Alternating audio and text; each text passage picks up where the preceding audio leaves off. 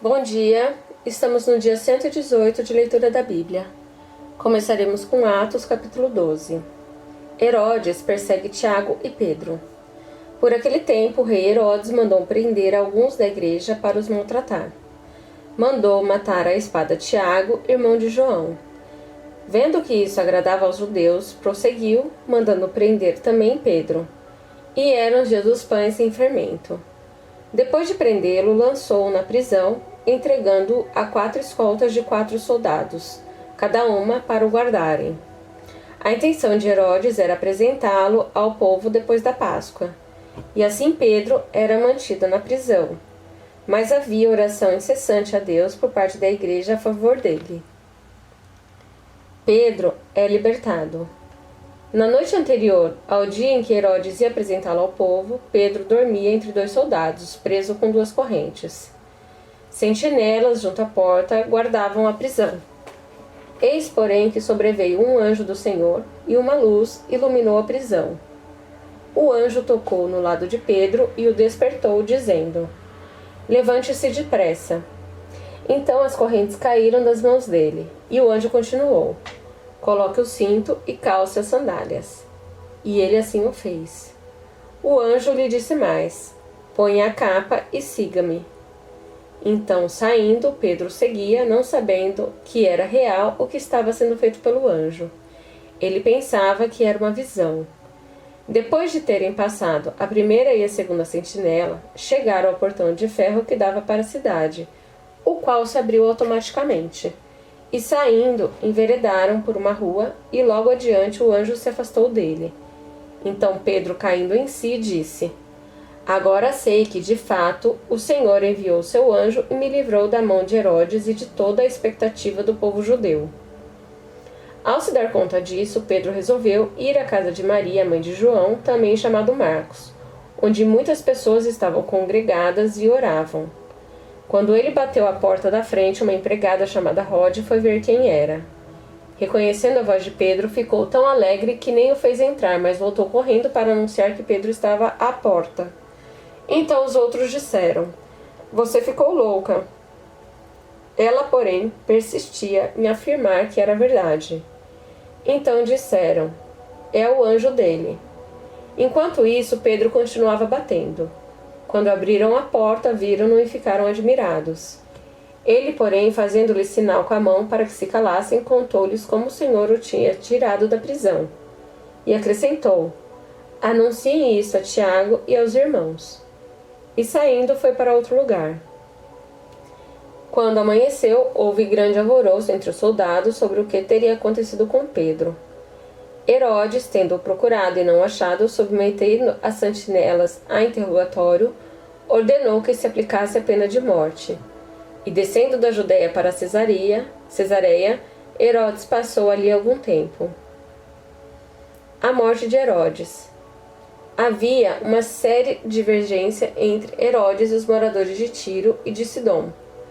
Estes, porém, de comum acordo se apresentaram a ele, e depois de obter o apoio de Blasto, que era assessor do rei, pediram paz, porque a terra deles recebia alimentos do país do rei. Em dia designado, Herodes, vestindo de traje real, assentado no trono, dirigiu-lhes a palavra.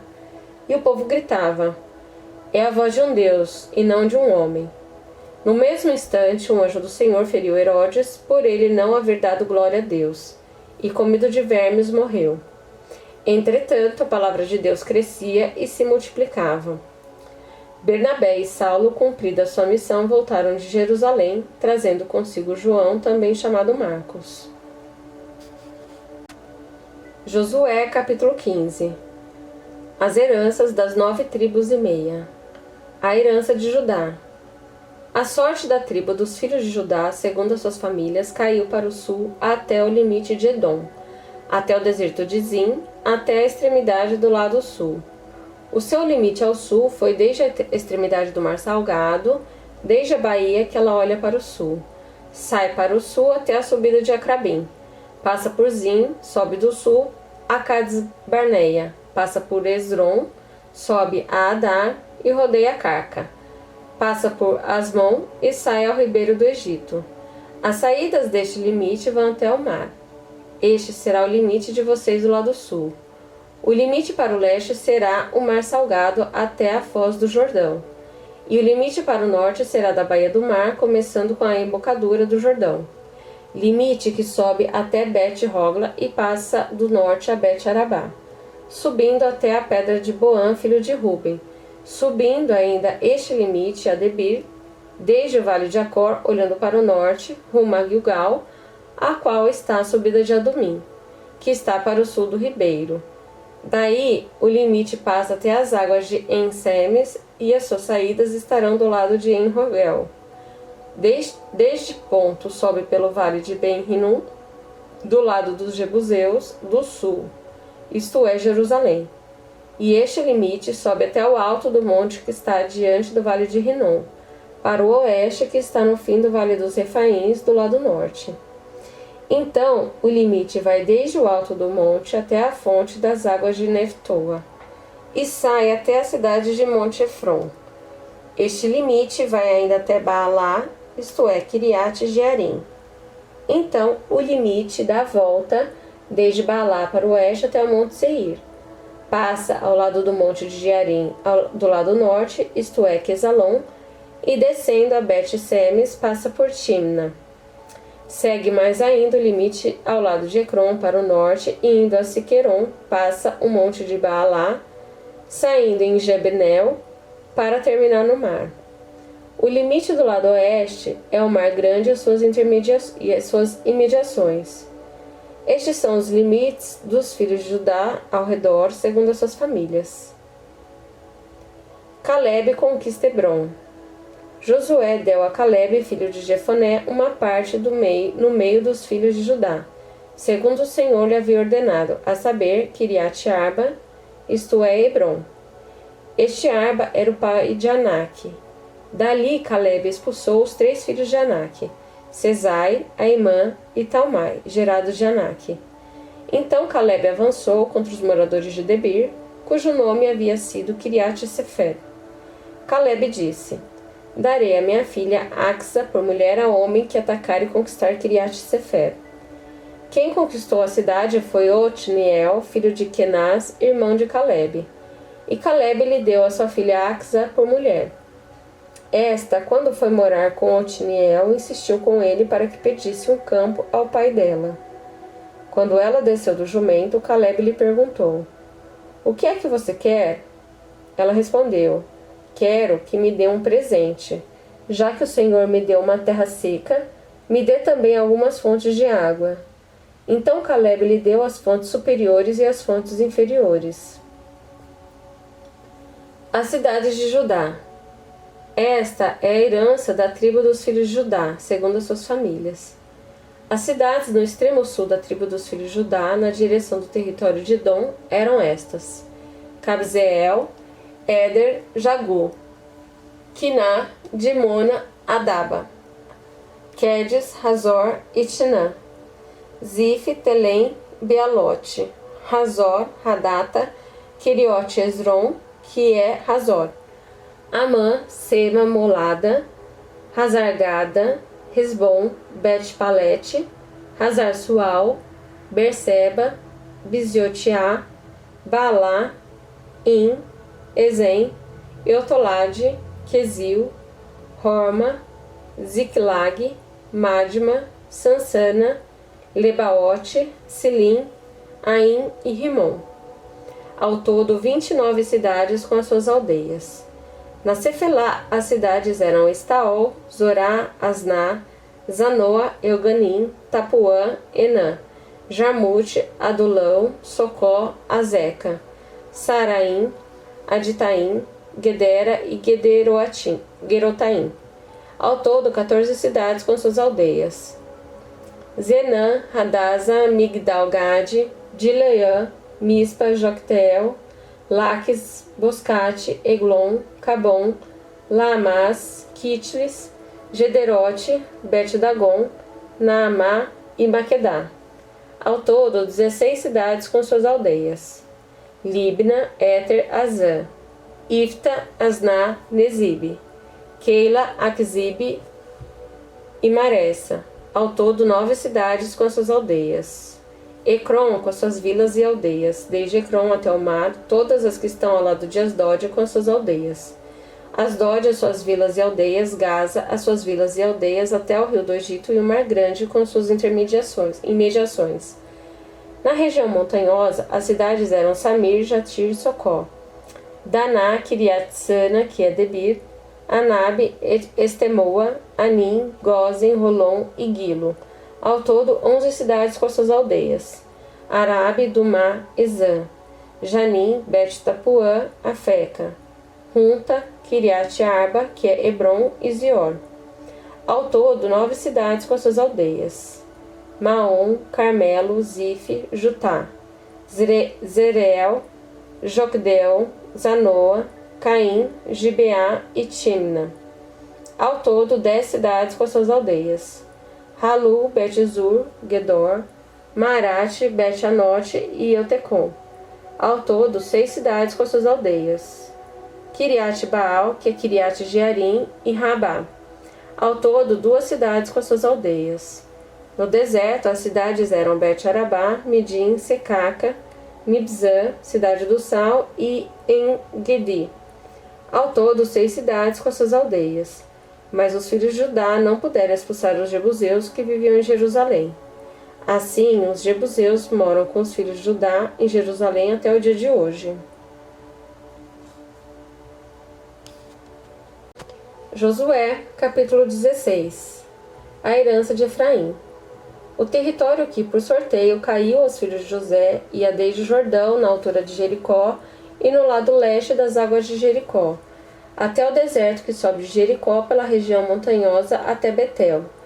De Betel e até Luz, passava o limite dos Arquitas até Atarote e descia na direção do oeste para a divisa de Jaflete, até a região de Bet-Horon, de baixo, e até Gezer, terminando no mar. Assim, Manassés e Efraim, filhos de José, receberam sua herança. O limite da herança dos filhos de Efraim, segundo as suas famílias, era no leste, Atarote Adar, até Bet-Horon de cima, e vai ao limite para o mar com Miqumetate ao norte, de onde volta para o leste até Taanat e Siló, e passa por ela a leste de Genoa. Desce desde Janoa a Atarote e a Naarate, toca em Jericó, terminando no Jordão. De Tapuã, o limite vai para o oeste, ao ribeiro de Caná, terminando no mar. Esta é a herança da tribo dos filhos de Efraim, segundo as suas famílias. Mas as cidades que foram separadas para os filhos de Efraim, que estavam no meio da herança dos filhos de Manassés. Todas aquelas cidades com as suas aldeias. Não expulsaram os cananeus que viviam em Gezer. Assim, eles moram no meio dos efraimitas até o dia de hoje, mas estão sujeitos a trabalhos forçados. Josué, capítulo 17. A herança da meio-tribo de Manassés. Também caiu a sorte à tribo de Manassés, que era o primogênito de José. Maquir, o primogênito de Manassés, pai de Gileade, porque era homem de guerra, recebeu Gileade e Bazã. Os outros filhos de Manassés também receberam sua parte, segundo as suas famílias, a saber, os filhos de Abiezer, os filhos de Heleque, os filhos de Asriel, os filhos de Siquém, os filhos de Éfer, os filhos de Semida. Estes são os filhos de Manassés, filhos de José, segundo as suas famílias.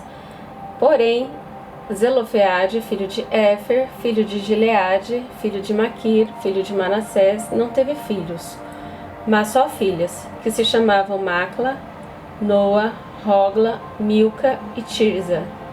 Estas chegaram diante de Eleazar, o sacerdote, e diante de Josué, filho de Nun, e diante dos chefes, dizendo: O Senhor ordenou a Moisés que nos fosse dada uma herança no meio de nossos parentes. Assim, segundo a ordem do Senhor, Josué lhes deu herança no meio dos parentes de seu pai. Couberam a Manassés 10 partes, além da terra de Gileade e Bazã, que está do outro lado do Jordão, porque tanto as filhas de Manassés como os filhos dele receberam herança. Os outros filhos de Manassés receberam a terra de Gileade. O limite de Manassés foi desde Azer até Miqumetate, que está a leste de Siquém. E este limite vai na direção do sul até os moradores de Tapuã. A terra de Tapuã pertencia a Manassés, mas Tapuã, ainda que situada no limite de Manassés, era dos filhos de Efraim. Então, o limite desce ao ribeiro de Caná. As cidades, entre as de Manassés ao sul do ribeiro, pertenciam a Efraim. Então, o limite de Manassés vai ao norte do ribeiro, terminando no mar. Efraim ao sul, Manassés ao norte, e o mar é seu limite. Pelo norte tocam em Azer, e pelo leste em Issacar.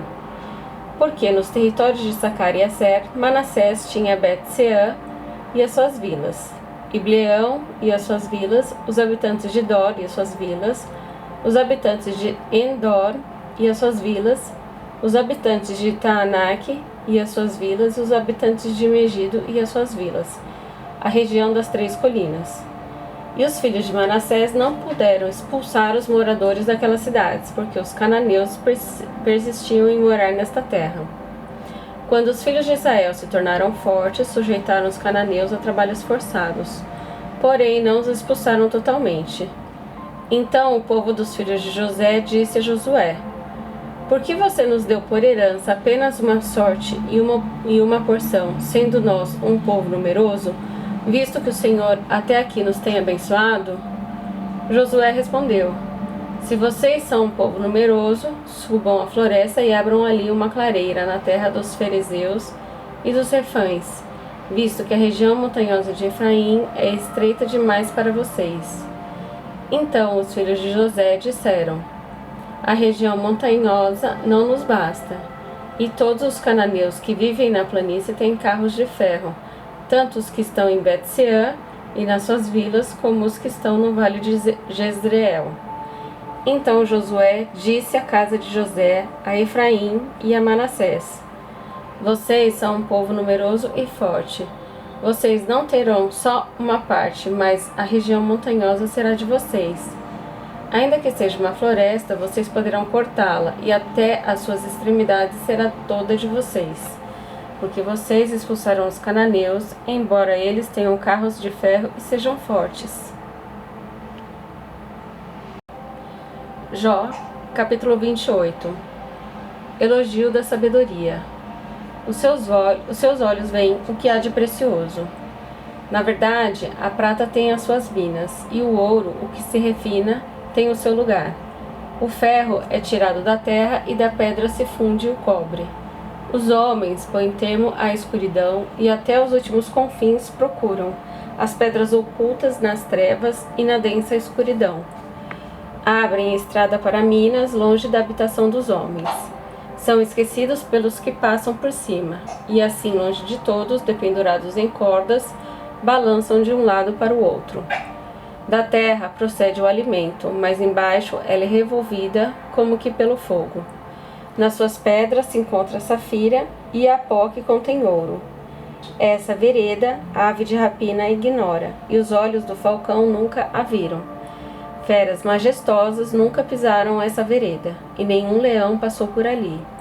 O homem estende a sua mão contra o rochedo e revolve os montes desde as suas raízes. Abre canais nas pedras, e os seus olhos veem tudo o que há de mais precioso. Tapa os veios de água, e nenhuma gota sai deles, e traz à luz o que tapa escondido. O valor da sabedoria.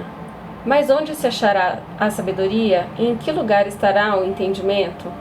O ser humano não conhece o valor da sabedoria, e ela não se encontra na terra dos viventes. O abismo diz: ela não está em mim. E o mar diz: não está comigo. Não se compra a sabedoria com ouro fino. Ela também não pode ser paga com prata. O seu valor não pode ser avaliado pelo ouro de Ofir, nem pelo precioso ônix, nem pela safira. O ouro não se iguala a ela, nem o cristal. Não se pode trocá-la por joias de ouro fino. Ela faz esquecer o coral e o cristal. O preço da sabedoria é maior do que o das pérolas. O topázio da Etiópia não se compara com ela. Não se compra a sabedoria, nem com ouro puro. O temor do Senhor é a sabedoria. Mas de onde vem a sabedoria? Em que lugar estará o entendimento? está encoberta aos olhos de todos os seres vivos e oculta às aves do céu. O abismo e a morte dizem: ouvimos com os nossos ouvidos a sua fama. Deus lhe entende o caminho, e ele é quem sabe o seu lugar, porque o seu olhar alcança as extremidades da terra. Ele vê tudo o que há debaixo dos céus. Quando Deus regulou o peso do vento e fixou a medida das águas, quando determinou leis para a chuva e o caminho para o relâmpago dos trovões, ele viu a sabedoria e a manifestou, estabeleceu-a e também a examinou, e disse ao ser humano: eis que o temor do Senhor é a sabedoria, e afastar-se do mal é o entendimento.